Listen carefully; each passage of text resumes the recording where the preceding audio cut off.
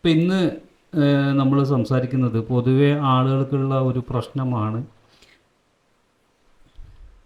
യൂട്യൂബിൽ എല്ലാവരും തുടക്കക്കാരായാലും കുറച്ച് ഗ്രോത്ത് വന്നവരായാലും എല്ലാവർക്കും ഉള്ളൊരു പ്രശ്നമാണ്. പിന്നെ യൂട്യൂബിൽ സെറ്റിങ്സ് മാറിയത് കൊണ്ടാണ് എൻ്റെ ചാനൽ റീച്ച് ആവാത്തത് എന്നുള്ള പ്രശ്നം. അല്ലെങ്കിൽ യൂട്യൂബിൽ എന്തോ ഒരു സെറ്റിങ്സ് മാറ്റാറുണ്ട്, ആ സെറ്റിങ്സ് മാറ്റിയാലാണ് നമ്മൾ ഗ്രോ ആവാന്നുള്ളൊരു ഡൗട്ടുണ്ട്. അപ്പോൾ ആ ഒരു സെറ്റിങ്സ് എന്താണെന്നോ അല്ലെങ്കിൽ അതിൻ്റെ കുറച്ച് കാര്യങ്ങളാണ് ഇന്ന് ഞാൻ പറഞ്ഞു തരുന്നത്. അപ്പോൾ ഇതിപ്പോൾ ഈ സ്ക്രീനിൽ നിങ്ങൾ കാണുന്നത് എൻ്റെ പുതിയ കോഴ്സിൻ്റെ ഭാഗമായിട്ടുള്ള ഒരു കോഴ്സിൻ്റെ പേരാണ്. അപ്പോൾ ഈ ഒരു കോഴ്സിൻ്റെ ഭാഗമായിട്ടുള്ള ഒരു ചാപ്റ്ററാണ്. പക്ഷേ ഞാനിതിപ്പോൾ ഇന്നെടുക്ക് ഞാൻ പറഞ്ഞില്ല, എല്ലാവരും അറിയേണ്ട ഒരു കാര്യമാണ്. അതുകൊണ്ട് ഞാൻ ഇത് പിന്നെ നിങ്ങൾക്ക് എടുക്കുന്നത് മാത്രം. അപ്പോൾ ഇതിൽ നമ്മൾ ആദ്യം പഠിക്കേണ്ടത് എങ്ങനെയാണ് യൂട്യൂബ് വർക്ക് ചെയ്യുന്നത് പഠിക്കണം. അതായത് യൂട്യൂബ് വർക്ക് ചെയ്യുന്നത് എങ്ങനെയാണെന്ന് അറിയാത്തതുകൊണ്ടാണ് പലപ്പോഴും നമുക്ക് കൺഫ്യൂഷൻസ് ഉണ്ടാകുന്നത്. അത് നമുക്ക് സയൻസ് ഓഫ് യൂട്യൂബ് നോക്കാം. എന്താണ് യൂട്യൂബ്, അല്ലെങ്കിൽ എങ്ങനെയാണ് യൂട്യൂബ് വർക്ക് ചെയ്യുന്നത്. ആക്ച്വലി നമ്മളൊക്കെ ഇപ്പോൾ ഈ ക്ലാസ്സിൽ ഇരിക്കുന്ന ആളുകൾ കോണ്ടൻറ്റ് ക്രിയേറ്റേഴ്സാണ്. അതായത് യൂട്യൂബിലേക്ക് വേണ്ടിയിട്ട് കോണ്ടൻറ്റ് ഉണ്ടാക്കിയിട്ട് ഇടുന്ന ആളുകളാണ്. അപ്പോൾ അതിൽ നിന്ന് നമുക്ക് റവന്യൂ കിട്ടില്ല, നമ്മൾ എഫോർട്ടിന് പൈസ കിട്ടണം എന്ന് ആഗ്രഹിക്കുന്ന ആളുകളാണ് നമ്മൾ. പക്ഷേ മറ്റൊരു പോയിൻ്റ് ഓഫ് വ്യൂവിൽ നോക്കുന്ന സമയത്ത് യൂട്യൂബ് എന്ന് പറയുന്നത് കോണ്ടൻറ്റ് ക്രിയേറ്റേഴ്സിനേക്കാളും കൂടുതൽ ആളുകൾ എന്താണ് യൂട്യൂബ് കാണുന്നവരാണ്. അപ്പോൾ യൂട്യൂബ് കാണുന്ന ആളുകൾ, യൂട്യൂബിൻ്റെ വ്യൂവേഴ്സാണ് നമ്മളുടെ മെയിൻ ആയിട്ടുള്ള ഓഡിയൻസ് എന്ന് പറയുക, അല്ലെങ്കിൽ കസ്റ്റമർ എന്ന് പറയാമെന്ന് എന്ത് വേണമെങ്കിൽ നമുക്ക് വിളിക്കാം. അപ്പോൾ മെയിൻ ഓഡിയൻസ് ആണ് നമ്മുടെയൊക്കെ വീഡിയോ കാണേണ്ടത്. അപ്പോൾ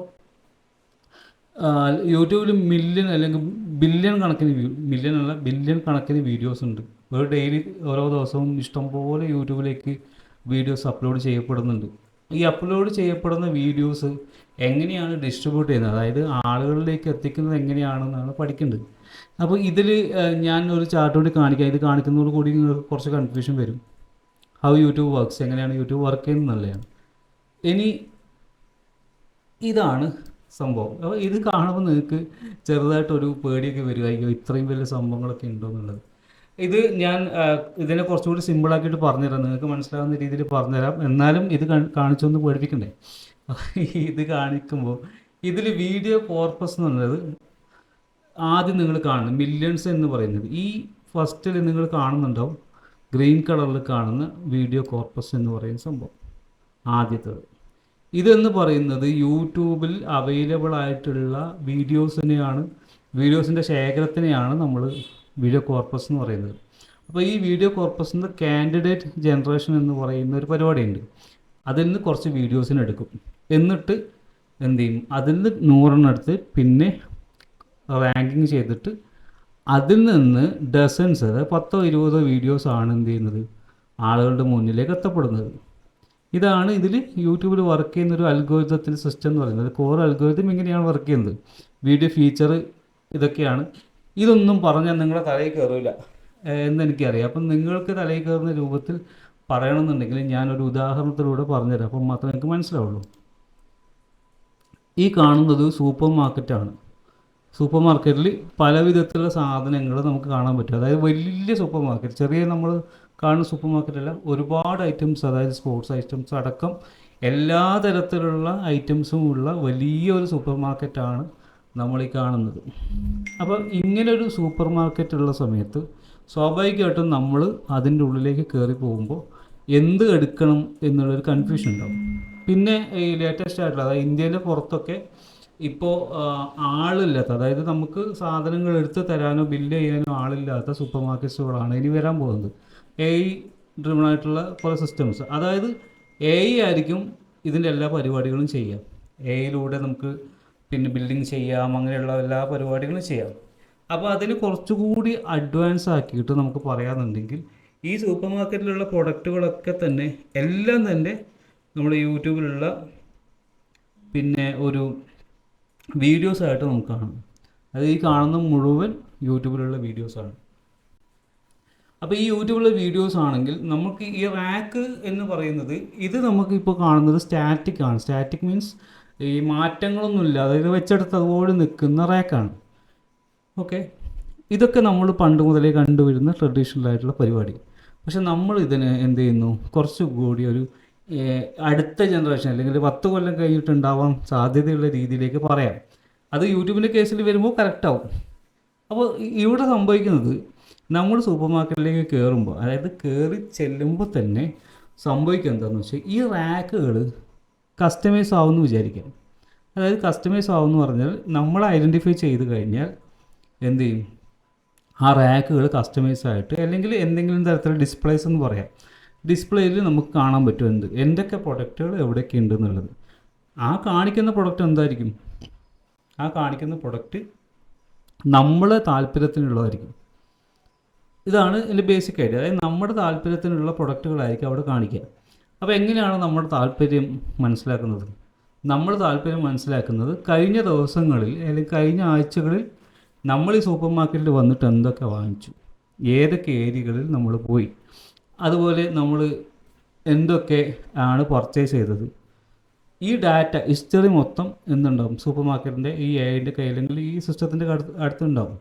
അപ്പോൾ ഈ ഡാറ്റ വെച്ചിട്ടാണ് എന്ത് ചെയ്യുന്നത്, നമ്മൾക്ക് ഈ സാധനങ്ങൾ കാണിച്ചു തരുന്നത്. അപ്പോൾ ഇത്രയും സാധനങ്ങളുണ്ട്. അതിൽ നമുക്ക് ആവശ്യമുള്ളത് നമ്മുടെ ഏജ് അടക്കമുള്ള കാര്യങ്ങൾ അവർ മനസ്സിലാക്കിയിട്ട് നമുക്ക് കാണിച്ചു തരുമെന്ന് വിചാരിക്കുക. നമ്മുടെ പാരൻ്റ് ആണോ അല്ലെങ്കിൽ നമ്മൾ കുട്ടികളാണോ, നമ്മളെ കുറിച്ചുള്ള എല്ലാ സകല ഡാറ്റയും പേഴ്സോണിയും അവരുടെ കയ്യിലുണ്ടാവും. അപ്പോൾ അത് വെച്ചിട്ടാണ് അവരെന്ത് ചെയ്യുന്നത്, കാണിച്ചു തരുന്നത്.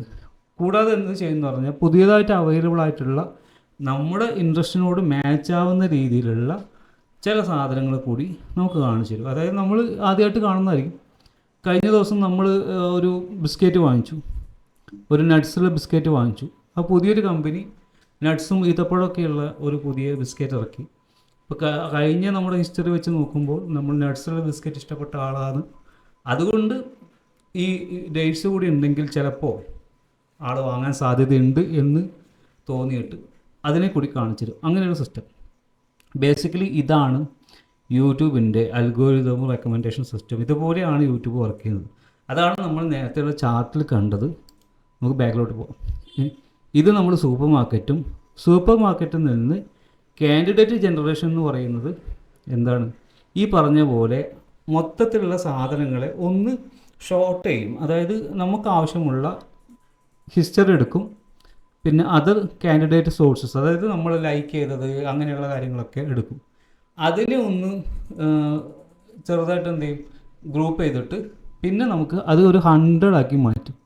ഈ 100 ആക്കി മാറ്റിയിട്ട് അതിൽ നിന്ന് റാങ്കിങ് ചെയ്തിട്ട്, അതായത് ഏറ്റവും കൂടുതൽ ആൾക്കാർ കണ്ട വീഡിയോ, ലൈക്ക് ചെയ്ത വീഡിയോ, കമൻറ്റ് ചെയ്ത വീഡിയോ, അങ്ങനെ പലതരത്തിലുള്ള വീഡിയോ റാങ്കിങ് സിസ്റ്റംസ് അവർ ഉപയോഗിക്കും. വീഡിയോ ഫീച്ചേഴ്സ് ഉപയോഗിക്കും.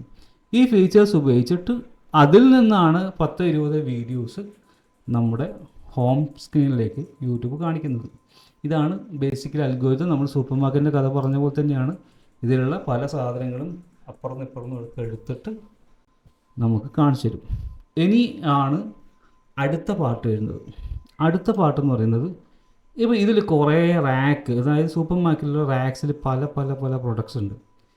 ഇതെങ്ങനെയാണ് യൂട്യൂബ് ആളുകളിലേക്ക് എത്തിക്കുന്നത് എന്ന് നമ്മളിപ്പോൾ കണ്ടു. എങ്ങനെയാണ് യൂട്യൂബ് ആളുകളിലേക്ക് എത്തിക്കുന്നതാണ് നിങ്ങളിപ്പോൾ പഠിച്ചത്.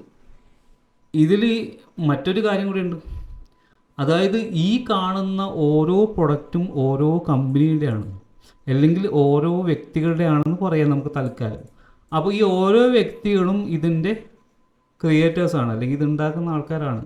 ഇത് പ്രൊഡക്ഷനാണ്, മാനുഫാക്ചറിങ് ആണ്. പക്ഷെ അത് നമ്മൾ അങ്ങനെ എടുക്കുന്നത്, നമ്മുടെ യൂട്യൂബിൻ്റെ ഭാഗം എടുക്കുന്നതുകൊണ്ട് ക്രിയേറ്റേഴ്സ് എന്ന് പറയും. ഒരു ക്രിയേറ്റർ അച്ചാർ ഉണ്ടാക്കുന്നു, മറ്റൊരു ക്രിയേറ്റർ ജാം ഉണ്ടാക്കുന്നു.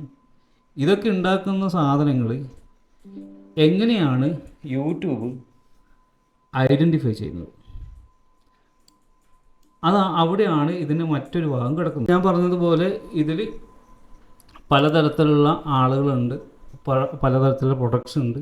ഈ പ്രൊഡക്ട്സിനെ എങ്ങനെയാണ് ഞാൻ നേരത്തെ പറഞ്ഞ മനസ്സിലാക്കിയിട്ട് ഈ സൂപ്പർ മാർക്കറ്റിൻ്റെ കേസിലാണെങ്കിൽ സൂപ്പർ മാർക്കറ്റിൽ വരുന്ന ആളുകൾക്ക് കാണിച്ചു കൊടുക്കുന്നത്. അപ്പോൾ അതിനാണ് നിങ്ങൾക്ക് വളരെ സിമ്പിളായിട്ട് കാര്യം പിടിയിട്ടിട്ടുണ്ടാവും. അതിനാണ് ഈ ബോട്ടിലിൻ്റെ മുകളിലുള്ള പ്രൊഡക്റ്റിൻ്റെ ഡീറ്റെയിൽസ്, അതുപോലെ തന്നെ ഇതിൻ്റെ പ്രൈസ്, ഇതിൻ്റെ ഇൻഗ്രീഡിയൻസ്, ഇതൊക്കെ എഴുതിയിരിക്കുന്ന ഒരു സാധനം ഇതിൻ്റെ പുറത്തുണ്ട്. ഇതിനെ നമ്മൾ തമ്പനയിലായിട്ട് കാണാം. പിന്നെ തുറന്നു നോക്കിയാൽ അതിൻ്റെ ഉള്ളിലുള്ള സാധനങ്ങളുടെ കാര്യങ്ങൾ. അപ്പോൾ അതായത് ഒരു യൂസർ അത് വാങ്ങിക്കുന്നു, തുറന്ന് നോക്കുന്നു, സ്മെല്ല് ചെയ്യുന്നു, എന്നിട്ട് നല്ലതാണോ മോശം എന്നൊക്കെ അങ്ങനെ ഒരു ഓപ്ഷൻ ഇതിലില്ല എങ്കിലും നമ്മൾ പറയുകയാണ്. യൂട്യൂബിൻ്റെ കേസിൽ നമുക്കങ്ങനെ ചെയ്യാൻ പറ്റുമല്ലോ. അപ്പോൾ അതാണ് ഈ ആളുകൾ ഇത് ഇഷ്ടപ്പെട്ട് ക്ലിക്ക് ചെയ്ത് വരുന്നതിൻ്റെ ഒരു സൈക്കോളജി. അപ്പോൾ ഇത്രയും മനസ്സിലാക്കി. അപ്പോൾ ഇത്രയും നിങ്ങൾ മനസ്സിലാക്കി. ഇനി സെറ്റിങ്സിൽ എവിടെയാണ് കാര്യം? സെറ്റിങ്സ് നമ്മൾ ഇത്രയും പറഞ്ഞ സമയത്ത് നിങ്ങൾക്ക് സെറ്റിങ്സിനെ കുറിച്ച് കുറച്ച് ധാരണ വന്നിട്ടുണ്ടാവും. അതായത് ഇതിൽ സെറ്റിങ്സ് എന്ന് പറയുന്നത് യൂട്യൂബിൽ നമുക്കങ്ങനെ മാരകമായിട്ടുള്ള സെറ്റിങ്സ് ഒന്നും തന്നെ ഇല്ല. കഴിഞ്ഞ ക്ലാസ്സിൽ ഞാൻ ഗ്രൂപ്പിൽ ജോയിൻ ചെയ്ത ആളുകൾക്കൊക്കെ സെറ്റിങ്സിൻ്റെ വീഡിയോ തന്നിട്ടുണ്ട്. അതിൽ ഏത് കാറ്റഗറിയാണ് നമ്മൾ എന്ന് കൊടുക്കണം, പിന്നെ കുറച്ച് ടാക്സും കൊടുക്കണം. ഇങ്ങനെയുള്ള കുറച്ച് സാധനങ്ങളാണ് ചെയ്യാനുള്ളത്, സെറ്റിങ്സിൽ ചെയ്യാനുള്ളത്. അതായത് നമുക്കൊരിക്കലും എന്ത് ചെയ്യാൻ പറ്റില്ല, യൂട്യൂബിൻ്റെ സെറ്റിങ്സ് മാറ്റാൻ പറ്റില്ല. പലരും തെറ്റിദ്ധരിക്കുന്നത് എങ്ങനെയാണ്, യൂട്യൂബിൻ്റെ സെറ്റിങ്സ് അല്ല നമ്മൾ മാറ്റുന്നത്, നമ്മുടെ ചാനലിൻ്റെ സെറ്റിങ്സിൽ ചില കാര്യങ്ങളാണ് മാറ്റുന്നത്. ആ സെറ്റിങ്സിൽ എന്താണ് നമ്മൾ മാറ്റുന്നതെന്ന് പറഞ്ഞാൽ, ഈ പറയുന്ന പ്രൊഡക്റ്റിനെ വെച്ച് നോക്കുമ്പോൾ നമ്മൾ എന്ത് ചെയ്യുന്നു, സെറ്റിങ്സ് മാറ്റുക എന്ന് പറഞ്ഞാൽ ഈ പ്രൊഡക്റ്റിന് എന്തൊക്കെ വേണം ഇവിടെ വെക്കണമെങ്കിൽ, ഇത് അച്ചാറാണെങ്കിൽ അച്ചാർ എന്ന് അതിൽ എഴുതിയിരിക്കണം. ആ കാറ്റഗറിയിലുള്ള കാര്യങ്ങൾ മെൻഷൻ ചെയ്തിരിക്കണം. അതായത് അതിൽ ഇൻഗ്രീഡിയൻസ് എന്തൊക്കെ ചേർത്തു, എന്തൊക്കെയുണ്ട്, എന്ത് തരം അച്ചാറാണ്, ആർക്കൊക്കെ ഉപയോഗിക്കാൻ പറ്റും എന്ന ഡീറ്റെയിൽസ് ഉണ്ടെങ്കിൽ അങ്ങനെ. ഇതിനെയാണ് നമ്മൾ ടാക്സ് എന്നൊക്കെ പറയുന്നത്. ടാക്സ് കീവേഡ്സ് എന്നൊക്കെ പറയുന്നത് ഈ പ്രൊഡക്റ്റിനെ കുറിച്ചുള്ള ഏകദേശ രൂപം, എന്തൊക്കെയാണ് ഈ പ്രൊഡക്റ്റ്, എന്തൊക്കെയാണ് അതിൽ അടങ്ങിയിരിക്കുന്നത് എന്ന് പറയുന്നതാണ് ടാക്സ് എന്ന് പറയുന്നത്. നമ്മൾ ഈ ടാക്സും കാര്യങ്ങളും കൊടുത്തു കഴിഞ്ഞാൽ പിന്നെ കൊടുക്കേണ്ടത് കാറ്റഗറിയാണ്. കാറ്റഗറി എക്സാക്റ്റ്ലി നമ്മൾ ഈ പറഞ്ഞ ഉദാഹരണത്തിന് മാച്ച് ആവുന്ന ഒന്നാണ് കാറ്റഗറീൻ്റെ ഉദാഹരണം. നിങ്ങൾക്ക് ഇവിടെ കാണാൻ പറ്റും, പലതും കാറ്റഗറൈസ് ചെയ്ത് വെച്ചത് കാണാം. അതായത് അച്ചാറെന്ന് പറഞ്ഞുകൊണ്ടാണ് അച്ചാറിൻ്റെ ഒപ്പം വെച്ചത്. ജാം എന്ന് പറഞ്ഞാൽ എന്ത് ചെയ്യും, ഇതെടുത്തിട്ട് ജാമിൻ്റെ സ്ഥലത്ത് വെക്കും. അപ്പോൾ ഞാനിവിടെ കാറ്റഗറീൻ്റെ കേസ് പറഞ്ഞു. കാറ്റഗറി എന്ന് പറയുന്ന സമയത്ത് ഇതുപോലെ പലതും പല സ്ഥലങ്ങളിൽ വെച്ചിട്ടുണ്ട്. അതിൻ്റെ കാറ്റഗറി അനുസരിച്ചിട്ടാണ് ഇത് ആളുകളിലേക്ക് എത്തിക്കുന്നത്. അപ്പോൾ ഇവിടെ കൊടുത്തിരിക്കുന്ന കാറ്റഗറി മാറിയാൽ അതിനെന്ത് സംഭവിക്കും, കാറ്റഗറി മാറിക്കഴിഞ്ഞാൽ ഇത് എത്തിക്കുന്ന ആളുകളിലേക്ക് എത്തിക്കുന്ന രീതി മാറും. അപ്പം നമ്മളത് അല്ലാത്ത ആളുകളിലേക്കൊക്കെ എത്തിക്കുക. അതായത് നമ്മൾ ഈ ഒരു പ്രൊഡക്റ്റുമായിട്ട് ബന്ധമില്ലാത്ത ആളുകളിലേക്കായിരിക്കാം യൂട്യൂബ് എത്തിക്കുന്നത് എന്ന് നമുക്ക് വിചാരിക്കാം എന്ന് മാത്രം. അപ്പോൾ ആ ഒരു സംഭവം ഇത്രയാണ് നമ്മുടെ സെറ്റിങ്സിൽ വരുന്നത്. നമ്മൾ യൂട്യൂബിൽ എങ്ങനെ സെറ്റിങ്സ് മാറ്റിയാലും ഇതൊക്കെ തന്നെയാണ് സെറ്റിങ്സിൽ വരുന്നത്. ഇനി ഇതിൽ നിങ്ങൾ കാറ്റഗറിയും കാര്യങ്ങളൊക്കെ പറഞ്ഞു, പക്ഷേ യൂട്യൂബ് എന്ത് ചെയ്തെന്ന് പറഞ്ഞാൽ പുതിയ രീതിയിലുള്ള അപ്ഡേഷൻസ് കൊണ്ടുവന്നപ്പോൾ ഒരാൾ വീഡിയോ ഇട്ട് കഴിഞ്ഞാൽ ആ വീഡിയോയിൽ അയാൾ സംസാരിക്കുന്ന മുഴുവൻ വാക്കുകളെയും യൂട്യൂബ് AI വെച്ച് മനസ്സിലാക്കും. അതായത് നമ്മൾ ക്ലിപ്പിട്ട ആളുകൾക്ക് അറിയാം, പഴയ വീഡിയോ ക്ലിപ്പ് ചെയ്ത് പുതിയ വീണ്ടും അപ്ലോഡ് ചെയ്ത ആളുകൾക്ക് അറിയാം, നമ്മൾ പറയുന്ന മുഴുവൻ ഡയലോഗും അതുപോലെ അതിൽ എഴുതി കാണിച്ചിട്ടുണ്ടാവും, അല്ലെങ്കിൽ നമ്മൾ സബ് ടൈറ്റിൽ വരുന്ന പോലെ വന്നിട്ടുണ്ടാവും. അപ്പോൾ അതായത് നമ്മൾ പറയുന്ന വാക്കുകളെ മനസ്സിലാക്കിയിട്ട് ഓട്ടോമാറ്റിക്കായി ഡിറ്റക്റ്റ് ചെയ്തിട്ട് മുഴുവൻ എന്തൊക്കെയാണ് പറയുന്നത് അപ്പം മൊത്തം സാധനങ്ങളും യൂട്യൂബിന് അവൈലബിൾ ആണ്. പിന്നെ ചില OCR ആണെന്ന് തോന്നുന്നു അതിൻ്റെ ടെക്നോളജി പേര് വെച്ചിട്ട് എന്ത് ചെയ്യും, നമ്മൾ തമ്പനയിൽ ഐഡൻറ്റിഫൈ ചെയ്യും. അപ്പോൾ തമ്പനയിൽ എന്തിനെ കുറിച്ചിട്ടാണ് ഫോട്ടോ കൊടുത്തത് എന്താണ് എന്നൊക്കെ ഐഡൻറ്റിഫൈ ചെയ്യും. അങ്ങനെ തമ്പനയിലിനെ മനസ്സിലാക്കും, നമ്മൾ കൊടുത്തിരിക്കുന്ന ടൈറ്റിലിനെ നോക്കും, നമ്മൾ പറഞ്ഞത് നോക്കും. ഇതൊക്കെ വെച്ചിട്ട് യൂട്യൂബ് ഓട്ടോമാറ്റിക്കായിട്ട് എന്ത് ചെയ്യും, യൂട്യൂബ് തന്നെ ഡിസൈഡ് ചെയ്തും ഈ ആൾ എന്തിനെ കുറിച്ചിട്ടാണ് പറഞ്ഞത്. എന്നിട്ട് യൂട്യൂബ് എന്ത് ചെയ്യും, അതിൻ്റെ ആളുകളിലേക്ക് ഞാൻ നേരത്തെ പറഞ്ഞ കാറ്റഗറി ചെയ്യുന്ന സമയത്ത് എന്ത് ചെയ്യും, ഈ ഒരു ഇതിൽ കാൻഡിഡേറ്റ് ജനറേഷൻ, ഇത് ഹിസ്റ്ററി, ഇതൊക്കെ നോക്കിയിട്ട് യൂട്യൂബ് എന്ത് ചെയ്യും, യൂട്യൂബ് തന്നെ അത് ഓട്ടോമാറ്റിക്കായിട്ട് എന്ത് ചെയ്യും, ആളുകളിലേക്ക് എത്തിക്കും. അത്രയും മനസ്സിലായ? അപ്പോൾ അതിന് നിങ്ങൾക്ക് എന്ത് മനസ്സിലാക്കാം, ഈ പറയുന്ന ചാനൽ സെറ്റിങ്സ് മാറ്റൂ എന്ന് പറയുന്ന സാധനത്തിന് ഇനി അങ്ങോട്ട് വലിയ ഇമ്പോർട്ടൻസ് ഒന്നും വരാൻ സാധ്യതയില്ല. ഇപ്പം തന്നെ ഇല്ല, ഇപ്പം തന്നെ വലിയ ഇമ്പോർട്ടൻസ് ഒന്നുമില്ല. പിന്നെ കാറ്റഗറി മാറ്റിക്കഴിഞ്ഞാൽ ചിലതിനൊക്കെ പൈസ RPM കൂടുതൽ കിട്ടാം, അല്ലെങ്കിൽ ചെറിയ രീതിയിലുള്ള ഇതിൻ്റെ ബേസ് ആയിട്ടുള്ള ഒരു ഗ്രൗണ്ടിങ് ഉണ്ട്. ഗ്രൗണ്ടിങ് എന്ന് പറഞ്ഞാൽ ഇതിനെല്ലാത്തിനെയും അൽഗോരിതം മനസ്സിലാക്കി അൽഗോരിതം പുഷ് ചെയ്യുന്ന കുറേ രീതികളൊക്കെ ഉണ്ട്. ആ സംഭവത്തിന് ഉപകരിക്കും. പിന്നെ നിങ്ങൾ മനസ്സിലാക്കേണ്ടത്, യൂട്യൂബിൽ നിങ്ങൾ വീഡിയോ അപ്ലോഡ് ചെയ്തുകൊണ്ടിരിക്കുമ്പോൾ ഓരോ പ്രാവശ്യവും നിങ്ങൾ വീഡിയോ അപ്ലോഡ് ചെയ്യുമ്പോൾ യൂട്യൂബ് പുതിയ ചാനലാണെങ്കിൽ യൂട്യൂബ് എന്ത് ചെയ്യുന്നു പറഞ്ഞാൽ യൂട്യൂബ് ഇതിനെ പഠിച്ചുകൊണ്ടിരിക്കും. ഉദാഹരണത്തിന് യൂട്യൂബിൻ്റെ കേസ് വിട്ട് ഞാനിപ്പോൾ വാട്സപ്പിൽ എൻ്റെ കയ്യിൽ വാട്സപ്പിൽ കസ്റ്റം ചാറ്റ് ഉണ്ട്. എൻ്റെ വാട്സപ്പിൽ ചാറ്റ് ഉണ്ട്. ആ ചാറ്റ് എന്ത് ചെയ്യുന്നു പറഞ്ഞാൽ ഞാൻ പറയുന്ന അല്ലെങ്കിൽ ഞാൻ നിങ്ങളോട് എല്ലാവരോടും സംസാരിക്കുന്ന പല എക്സാമ്പിൾസ് കഴിഞ്ഞ ദിവസം എന്തോ ഞാനൊരു എക്സാമ്പിൾ പറഞ്ഞിട്ടുണ്ടായിരുന്നു. ഒരു വണ്ടി പഞ്ചറായതിൻ്റെ കഥയൊക്കെ പറഞ്ഞു. അതൊക്കെ കറക്റ്റായിട്ട് പഠിച്ചു വെച്ചിട്ടുണ്ട്. അത് എന്താ സംഭവിക്കുന്നത് പറഞ്ഞാൽ നിങ്ങൾ ആരെങ്കിലും എനിക്ക് ഹായ് അയച്ചു കഴിഞ്ഞാൽ ഈ കയറിയിട്ട് മറുപടി പറയും. അപ്പോൾ കയറിയിട്ട് മറുപടി പറയും. പുതിയ ആളുകളാണെങ്കിൽ അവരുടെ കോഴ്സിൻ്റെ കാര്യങ്ങളൊക്കെ പറയും കൃത്യമായിട്ട്. അവർ വിചാരിക്കും ഞാനാ പറയുന്നത്, പക്ഷേ ആക്ച്വലി ഞാനല്ല. ഞാൻ ഓഫ് ചെയ്ത് വെച്ചു. അങ്ങനെ കുറേ പ്രാവശ്യം പറ്റിയിട്ടുണ്ട്. ആൾക്കാരോട് ഇന്ന് കോഴ്സ് ഉണ്ട്, ഇന്ന് ജോയിൻ ചെയ്തു എന്നൊക്കെ പറഞ്ഞിട്ട് കുറേ കഥയൊക്കെ പറയും. അപ്പോൾ അത് ഓരോ ദിവസവും എൻ്റെ ചാറ്റിൽ നിന്നാണ് ഇത് പഠിക്കുന്നത്. മനസ്സിലായി? അതേപോലെ തന്നെ നമ്മൾ എന്ത് ചെയ്യുന്നു, യൂട്യൂബിൻ്റെ അൽഗോരിതത്തിനെ ട്രെയിൻ ചെയ്യുകയാണ് ചെയ്യുന്നത്. അൽഗോരിതത്തിനെ ട്രെയിൻ ചെയ്യുന്നത് നമ്മൾ ഏത് സമയത്ത് വീഡിയോ ഇടുന്നു, നമ്മളൊരു ടൈമിംഗ് ഉണ്ടാവും. കൺസിസ്റ്റൻ്റ് ആയിട്ട് ആ ടൈമിലിടുമ്പോൾ യൂട്യൂബ് മനസ്സിലാക്കും ഇയാൾ ഇന്ന സമയത്ത് വീഡിയോ ഇടുന്ന ആളാണ്, ആ സമയത്താണ് ഇയാൾ വീഡിയോ വരിക. അപ്പോൾ ആ ഒരു ടൈമിനുള്ളിലേക്ക് പിന്നീട് കുറച്ച് ദിവസം കഴിഞ്ഞ് യൂട്യൂബ് നമ്മൾ വീഡിയോ റെക്കമെൻഡേഷൻ തുടങ്ങും. അതുപോലെ തന്നെ എന്ത് ടോപ്പിക് ഇടുന്നു അതിനെയും മനസ്സിലാക്കി വെക്കും.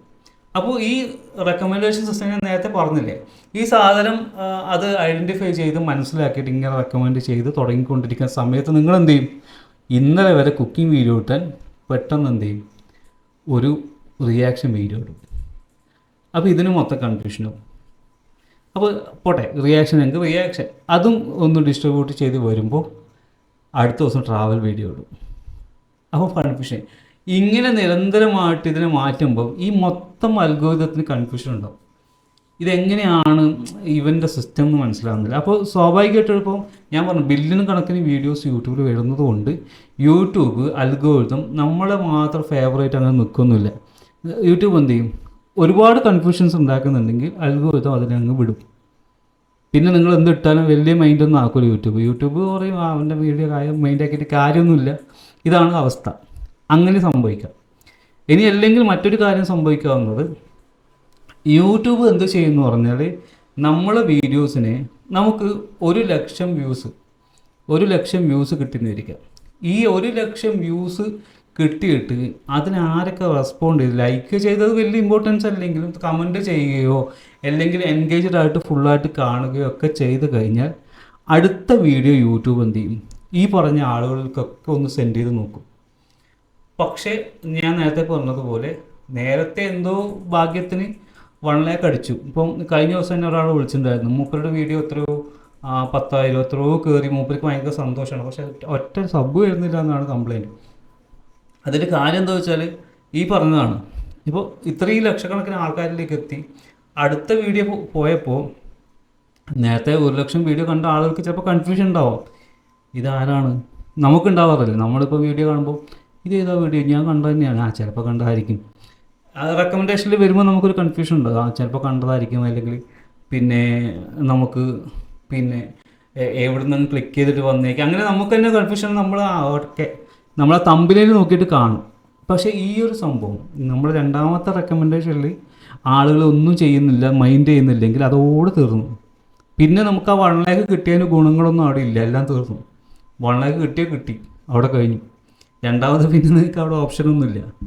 അപ്പോൾ ഞാൻ പറയുന്നത് ഒരിക്കലും ഒരു സ്റ്റാർട്ടിങ്ങിലുള്ള ഒരാൾ എൻ്റെ ഒരു അനുഭവത്തിൽ പറയാം, ഒരു 2 lakh 3 lakh ഒന്നും അടിക്കരുത്. ഒരു കാരണവശാലും നിങ്ങൾക്ക് 3 lakh വ്യൂസ് വരാതിരിക്കുന്നതാണ് നല്ലത്.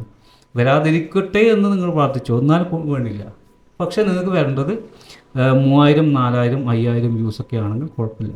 നിങ്ങളെപ്പോഴും 5000 നിന്ന് വീണ്ടും 15,000 പോവാം, 15,000 നിന്ന് 50,000 പോവാം. 50 വന്നാൽ നിങ്ങൾക്ക് 60 70 80 1 lakh പോവാം, കുഴപ്പമൊന്നുമില്ല. പക്ഷേ ആദ്യം 100 200 വ്യൂസ് കിട്ടുന്ന ഒരാൾ ടക്ക് പറഞ്ഞിട്ട് 1 lakh പോയാൽ നിങ്ങൾക്കതൊരു ബാധ്യതയാണ്. ആ ബാധ്യത എങ്ങനെയാണെന്ന് വെച്ചാൽ നിങ്ങൾ അടുത്ത വീഡിയോയിൽ 1 lakh അടിച്ചിട്ടില്ലെങ്കിൽ, അല്ലെങ്കിൽ അത്രയും പെർഫോമൻസ് ഇല്ലെങ്കിൽ യൂട്യൂബിൻ്റെ അൽഗോരിതം മനസ്സിലാക്കുക ഈ വീഡിയോ ശരിയില്ല, ഇയാളുടെ ഇത് ശരിയില്ല. കാരണം കഴിഞ്ഞ പ്രാവശ്യം ഭയങ്കര പെർഫോമൻസ് ആയിരുന്നു. അപ്പോൾ ഈ ആരോസൊക്കെ ഡൗൺ ആവാൻ തുടങ്ങും, കംപ്ലീറ്റ് ആരോ ഡൗൺ ആവും. അപ്പോൾ ആ ആരോ ഡൗൺ ആയിട്ട് പിന്നെ അതിനെ പൊക്കിക്കൊണ്ടുവരാൻ വേണ്ടിയിട്ട് കുറേ നടക്കണം. അതിനേക്കാളും നല്ലത് എന്താണ്, നമുക്കൊരു 1000 2000 വ്യൂസ് വന്നു, അടുത്ത വീഡിയോ 5000 വ്യൂസ് വന്നു, പിന്നെ നെക്സ്റ്റ് ഇടുന്നത് 3000 ആയി, പിന്നെ ഇടുന്നത് 6000 ആയി, പിന്നെ ഇടുന്നത് 4000 ആയി. ആ കുഴപ്പമില്ല, അതൊക്കെ ഇങ്ങനെ ബാലൻസ് ചെയ്ത് ഇങ്ങനെ പോയിക്കോളും. അതാണ് ഗ്രോത്ത്. അങ്ങനെ ഗ്രോത്ത് വന്നാൽ മതി. നിങ്ങൾ പെട്ടെന്ന് അങ്ങനെ കയറി സക്സസ് ആവുന്നു വേണ്ട. ഇപ്പോൾ നമ്മുടെ ഗ്രൂപ്പിൽ ഒരാളോട് തന്നെ ഞാൻ പറഞ്ഞിട്ടുണ്ടായി, പിന്നെ മൂപ്പർക്ക് 5 ലക്ഷം വ്യൂസ് വന്നു. 5 ലക്ഷം വ്യൂസ് വന്നപ്പോൾ ഞാൻ പറഞ്ഞത് നിങ്ങൾക്ക് നല്ലതിനല്ല, നിങ്ങൾക്ക് വലിയ ബാധ്യതയാവും ഇതെന്ന്. അപ്പോൾ അന്നേരം എന്നോട് എല്ലാവരും പറഞ്ഞു നിങ്ങളെന്താണ് അങ്ങനെ പറയുന്നത്, അങ്ങനെയൊന്നും പറയരുത്. എന്നിട്ട് എന്ത് സംഭവിച്ചു? എന്നിട്ട് സംഭവിച്ചത് തന്നെയാണ്, പിന്നെ പിന്നെ വ്യൂസ് വരാതായി. അപ്പോൾ ഇങ്ങനെയാണ് ഇത് സംഭവങ്ങൾ വർക്ക് ചെയ്യുന്നത് ഇതിൻ്റെ പിന്നിൽ.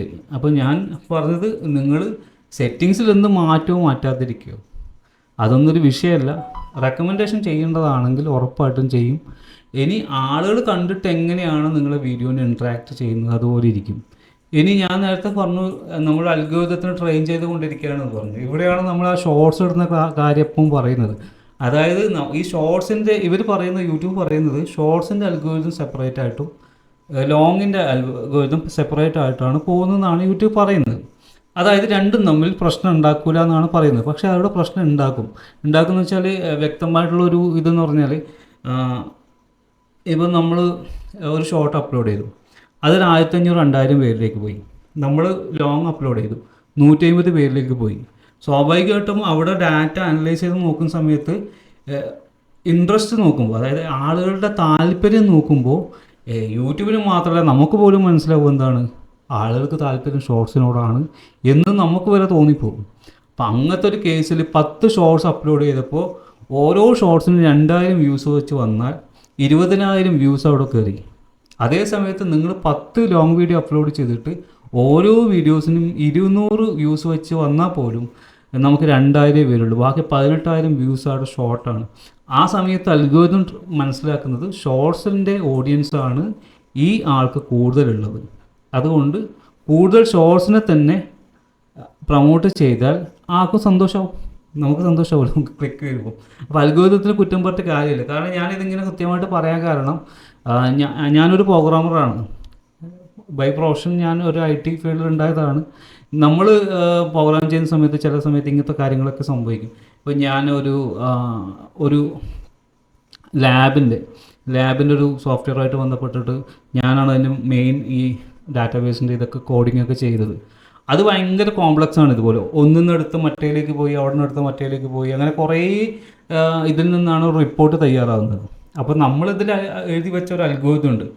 അത് എന്താ സാധനം എന്ന് കൃത്യമായി ചിലപ്പോൾ എനിക്കേ പിടികിട്ടുള്ളൂ. ഇപ്പോൾ എൻ്റെ ഓഫീസിൽ സ്റ്റാഫ് നോക്കിയപ്പോൾ ചിലപ്പോൾ അവർക്ക് കിട്ടില്ല. അവർ പറയും സാറേ ഇത് നിങ്ങൾ തന്നെ എക്സ്പ്ലെയിൻ ചെയ്താൽ നമുക്ക് മനസ്സിലാക്കുക, അവിടെ എവിടെയൊക്കെ കുറേ കൊടുക്കുകയാണ്. അപ്പോൾ ഇതിലിപ്പോൾ നമ്മളിങ്ങനെ എങ്ങനെ എഴുതിയാലും ഇത് ചില ലൂപ്പ് ഹോൾസ് ഉണ്ടാവും.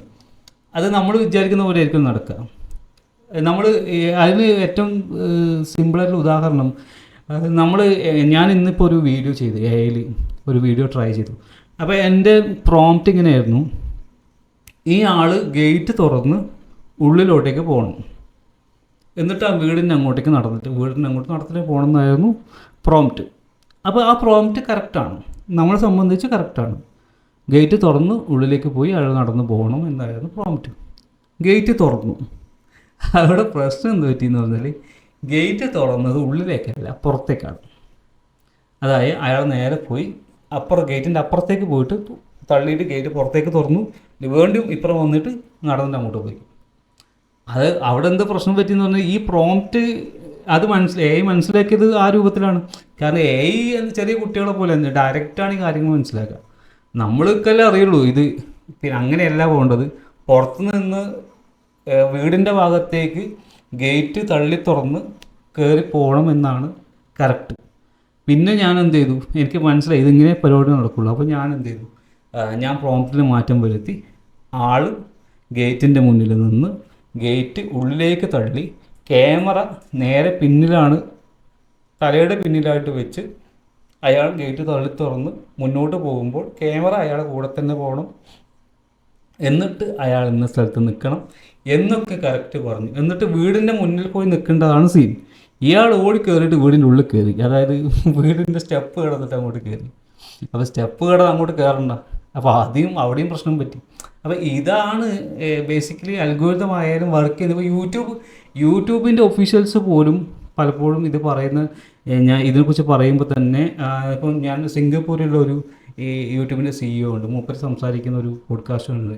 അതിൽ മൂപ്പര് പറയുന്ന ചില കാര്യങ്ങളിൽ കറക്റ്റല്ല മീൻസ് ഇപ്പോൾ നിങ്ങൾ പറയും അപ്പോൾ നീ ആയിരിക്കുമല്ലേ CEO-നെക്കാളും വലിയ ആൾ എന്ന് വിചാരിക്കും. പക്ഷെ അങ്ങനെ വിചാരിക്കേണ്ട.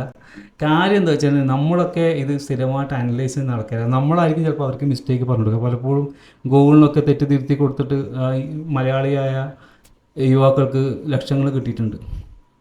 അപ്പോൾ അതിൽ അവരുടെ ഒരു ലാക്ക് ഓഫ് നോളജ് എന്ന് പറഞ്ഞാൽ അവരുടെ ഡിപ്പാർട്ട്മെൻറ്റിൻ്റെ ഒരു ഹെഡായിരിക്കാം, പക്ഷെ അവർ ഇതിൻ്റെ ഡെപ്തിലേക്ക് ചിലപ്പോൾ ഇറങ്ങിക്കൊള്ളണമെന്നില്ല. അവർക്ക് മറ്റ് കാര്യങ്ങളാണ്. അപ്പോൾ അതെനിക്ക് ശരിക്കും മനസ്സിലായി അയാൾ പറയുന്നു. അപ്പോൾ അയാളും ചില കേസിൽ ചില കാര്യങ്ങൾ പറയുന്നത് അങ്ങനെയാണ്.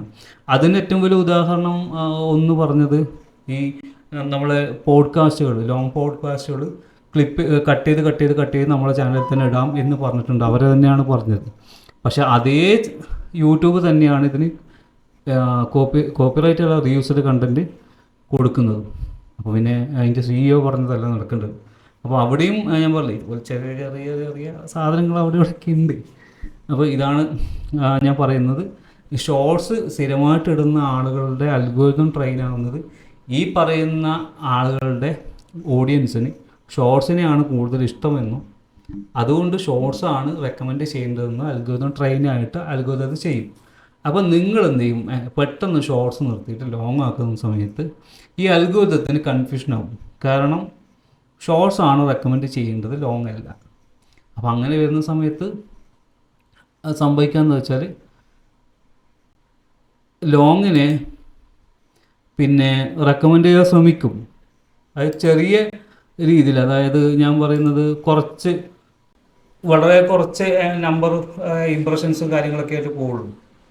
അപ്പോൾ ഇപ്പോൾ ഷോർട്സ് നിർത്തിക്കഴിഞ്ഞാൽ ലോങ്ങിലേക്ക് ഇംപ്രഷൻസ് പോകുന്ന സമയത്ത് ചെറിയ രീതിയിലായിരിക്കും ഇംപ്രഷൻസ് പോവുക. അതായത് ആദ്യം 100 പോവും, പിന്നെ 200 പോവും, 300 പോവും. അപ്പം നിങ്ങൾക്ക് വരുന്ന വ്യൂസ് സ്വാഭാവികമായിട്ടും അത്രയും ഡിഫറൻസ് ഉണ്ടാവും. അപ്പം ഇവിടെ എന്താ സംഭവിക്കുക അറിയാം, നിങ്ങൾ ഭയങ്കരമായിട്ട് ഡിപ്രസ്ഡ് ആയിട്ട് എന്ത് ചെയ്യും, വ്യൂസ് വരുന്നില്ല, ഞാൻ ഷോർട്ട് മാറ്റി ലോങ് ചെയ്തില്ലേ എന്നിട്ടും ആരും കാണുന്നില്ല എന്നൊക്കെ പറഞ്ഞ് പരാതി വന്നുകൊണ്ടിരിക്കും. അപ്പോൾ ഇതൊക്കെ സഹിച്ചേ പറ്റുള്ളൂ, നിങ്ങൾ ചെയ്ത് വെച്ചതിൻ്റെ ഫലമാണ്.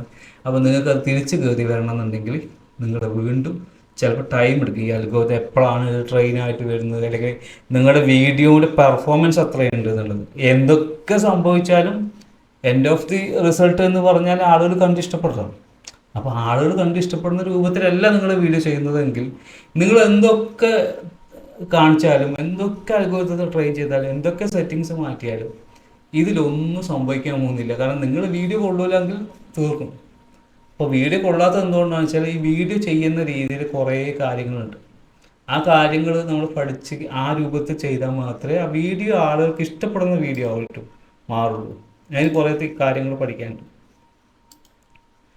അപ്പം ഇതൊക്കെയാണ് ഇതിൽ മെയിനായിട്ടുള്ള കാര്യം. അപ്പം നിങ്ങൾക്ക് മനസ്സിലായി. ഞാനിപ്പോൾ ഇന്ന് നിങ്ങൾക്ക് സെറ്റിങ്സൊക്കെ കാണിച്ചു തരണമെന്ന് വിചാരിച്ചു, പക്ഷേ സെറ്റിങ്സ് കാണിക്കാത്തത് എന്തുകൊണ്ടാണെന്ന് വെച്ചാൽ പറയുമ്പോൾ പോലും എനിക്ക് കൂടുതൽ സെറ്റിങ്സ് നിങ്ങൾക്ക് പറഞ്ഞു തരാനില്ല. സെറ്റിങ്സിൽ പറഞ്ഞു തരാനുള്ളത് ഒരു കാറ്റഗറി മാറ്റണം, കുറച്ച് ടാക്സ് കൊടുക്കണം, ഡിസ്ക്രിപ്ഷൻ കൊടുക്കണം, ഇങ്ങനെയുള്ള പരിപാടികൾ മാത്രമുള്ളത് നിങ്ങൾക്ക് എല്ലാവർക്കും അറിയുന്നതാണ്, നിങ്ങളെല്ലാവരും ചെയ്യുന്നതാണ്. ബാക്കി സെറ്റിങ്സിനെ കുറിച്ച് നമ്മൾ എന്തെങ്കിലും പറയുന്നുണ്ടെങ്കിൽ ബി ഹോണസ്റ്റ് ഞാൻ പറയാം, അത് എന്നെ പോലുള്ള ടിപ്സ് ചാനലിൻ്റെ ഒരു ആയുധമാണ്. നമുക്കത് പറഞ്ഞാൽ വ്യൂസ് വരുള്ളൂ. നമ്മൾ അതുകൊണ്ട് ഇടയ്ക്കിടയ്ക്ക് സെറ്റിങ്സ് പറയും. എന്നാലും ഏറെക്കുറെ ഞാൻ സെറ്റിങ്സ് പറയുന്നുണ്ടെങ്കിൽ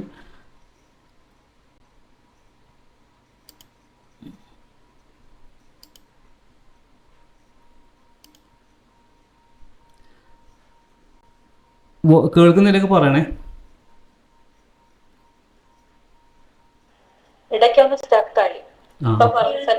ശരി.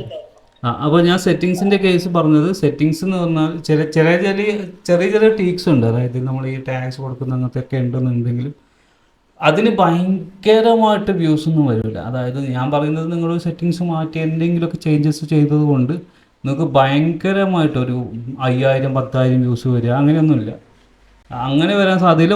ഒന്നോ രണ്ടോ പ്രാവശ്യം എനിക്കറിയുന്ന ആൾക്കാർക്ക് വന്നിട്ടുണ്ട്. അത് അപൂർവമായിട്ട് ചില കാര്യങ്ങൾ. മൂപ്പരെ വീഡിയോൻ്റെ കാറ്റഗറിക്ക് കൊടുത്തത് എന്തോ മാറ്റം ഉണ്ടായിരുന്നു, അത് മാറ്റിയപ്പോൾ കയറി അങ്ങ് ക്ലിക്കായി, അങ്ങനെയുള്ള ഇത് മാത്രം. അല്ലാതെ ഉള്ള നമ്മൾ ഈ കമ്പനിയിൽ ഇടയ്ക്ക് നിങ്ങൾ ഈ 3 സെറ്റിങ്സ് മാറ്റൂ എന്നൊക്കെ പറയുന്നത് വേറെയാണ്. പക്ഷേ ഞാൻ പലപ്പോഴും സെറ്റിങ്സ് മാറ്റൂ എന്ന് പറയുന്നത് വേറെ എന്തെങ്കിലും ആയിരിക്കും, നമ്മുടെ തന്നെ സെറ്റിങ്സ് ആയിരിക്കും പറയുക. യൂട്യൂബിൽ ചില കാറ്റഗറി സെറ്റിങ്സ് അങ്ങനെയുള്ള പരിപാടികൾ കുറച്ചുണ്ട്. പിന്നെ മറ്റൊരു കാര്യം കൂടി പറയാം. പലപ്പോഴും നമ്മളിപ്പോൾ ചില വീഡിയോസിൽ പറഞ്ഞു തന്നെ റിപ്പീറ്റ് ചെയ്ത് പറഞ്ഞുകൊണ്ട് വരും. അതെന്തുകൊണ്ട് അങ്ങനെ പറയുന്നതെന്ന് വെച്ചാൽ ഇന്ന് എൻ്റെ വീഡിയോ കാണുന്നവരല്ല നാളെ കാണുന്നത്. പുതിയ ബിഗിന്നേഴ്സ് ആയിട്ടുള്ള ഒരുപാട് ആൾക്കാർ വന്നുകൊണ്ടിരിക്കും. അപ്പോൾ ആ സമയത്തൊന്ന് പഴയ പറഞ്ഞ കാര്യങ്ങൾ റിപ്പീറ്റ് ചെയ്ത് ചിലപ്പോൾ വീണ്ടും വീണ്ടും പറയേണ്ട സാഹചര്യം ഉണ്ടാവാറുണ്ട്. എന്തായാലും ഇത്രയും കാര്യങ്ങളാണ് പറയല്. ഇതിൽ കൂടുതൽ പറഞ്ഞാൽ ചിലപ്പോൾ നിങ്ങൾക്ക് തലയിൽ കയറില്ല. അതുകൊണ്ടാണ് ഇത്രയും കുറച്ച് പറഞ്ഞത്. ഇനി ഇതുമായിട്ട് ബന്ധപ്പെട്ടിട്ട് നിങ്ങൾക്ക് എന്തെങ്കിലും ഡൗട്ട്സ് ഉണ്ടെങ്കിൽ ചോദിക്കാം. പിന്നെ ഇപ്പം ഞാനിത് വീഡിയോ യൂട്യൂബിൽ അപ്ലോഡ് ചെയ്യുമെന്ന് വിചാരിക്കുന്നു. യൂട്യൂബിലേക്ക് അപ്ലോഡ് ചെയ്യും. അപ്പം ഡൗട്ട് ക്ലിയറൻസും കാര്യങ്ങളൊക്കെ നമുക്ക് റെക്കോർഡിങ്സിൽ ഉണ്ടാവില്ല. നിങ്ങൾക്ക് ഓപ്പണായിട്ട് ചോദിക്കാം.